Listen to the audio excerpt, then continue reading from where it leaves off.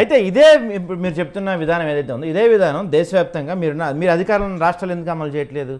మీరు ఫోటోస్ చూపించారు, నేను ఫోటోస్ చూపిస్తున్నాను.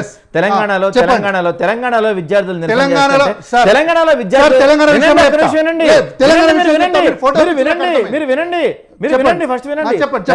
విద్యార్థులు నిరసన చేస్తుంటే మీరు ఇస్తాను 2 లక్షల ఉద్యోగాలు ఏవి జాబ్ క్యాలెండర్ నిరసన చేస్తారు. ఇదే ఉద్యోగాలు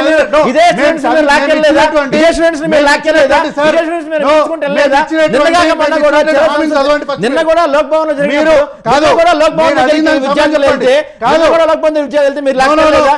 బీజేపీ ఎక్కడ మీరు చేయండి మాట్లాడుతున్నారు. మీరు చాలా తెలివిగా దాన్ని ప్రశ్న అడిగారు కానీ నేను సూటి చెప్తున్నా. మేము ఇచ్చినటువంటి హామీ ఏంటి? 2 లక్షల ఉద్యోగాలను భర్తీ చేస్తామని చెప్పినాం. భర్తీ చేస్తాం అన్నప్పుడు 70,000 ఉద్యోగాలను భర్తీ చేస్తాం. కాదన్న వాళ్ళు ఎవరో రండి, నా ముందరికి రండి, నేను తల లెక్క పెట్టి మీకు అప్ప చెప్తా. మీ ముఖ్యమంత్రి గారే 60,000 ఉద్యోగాలు భర్తీ చెప్పారు. ముఖ్యమంత్రి గారు 60,000 ఉద్యోగాలు అని చెప్పారు. రాహుల్ గాంధీ గారు వచ్చి 2 లక్షల ఉద్యోగాలు ఇస్తా అని చెప్పింది భర్తీ చేస్తామని. భర్తీ చేయడం వేరు, ఏడాదికి 2 కోట్ల ఉద్యోగాలు ఇస్తామని మీరు కదా. జాబ్ క్యాలెండర్ ఆగింది, దాని కారణం ఏంటి? వర్గీకరణల విషయం వల్ల ఆగింది.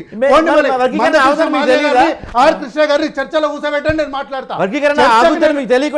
వర్గీకరణ అవ్వదు, దానికి కోట్ల వర్గీకరణ మేము వచ్చి చేసినాం. 30 ఏళ్ళు వర్గీకరణ మేము చేసాం.